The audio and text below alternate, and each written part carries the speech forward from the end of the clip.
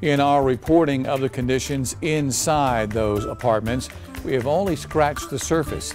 Heaters catching fire and sparking flames, and rats coming out of holes in the apartments. Just some of the problems our deep dive team uncovered. Tonight, our Alicia Nieves takes a closer look.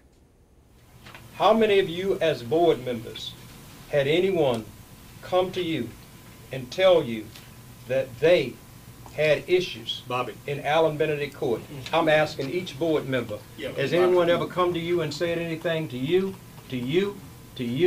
or to you? And the reason I'm saying this is I've got documents. I've got a document, sir. I've got a document, and I want this document to be exposed.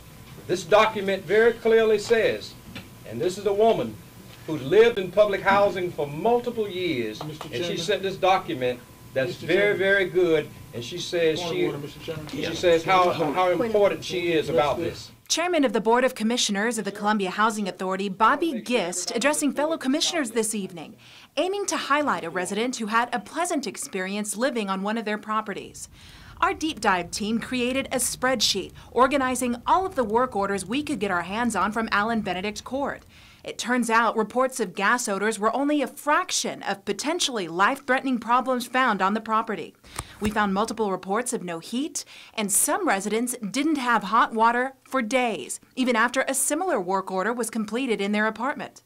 Building A, residents reported the living room wall was falling apart, rats were sneaking in through a hole, and mold and mildew was present.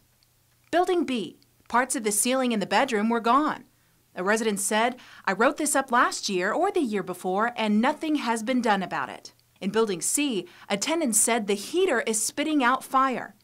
Building E, in neighboring apartments, the heater caught on fire, followed by 2 reports of the heater not working. The heater sparked flames in Building Q and Y, and a kitchen light sparked a fire in Building L. Building G, after a stove needed repair, a tenant had to call the fire department because she smelled gas. The report says the fireman told her the gas was coming from her oven. In the same building, odor was leaking into an apartment from a busted pipe underneath. Finally, in Building K, residents reported a ceiling problem had not been fixed for 3 years. Alicia Nieves, News 19, WLTX.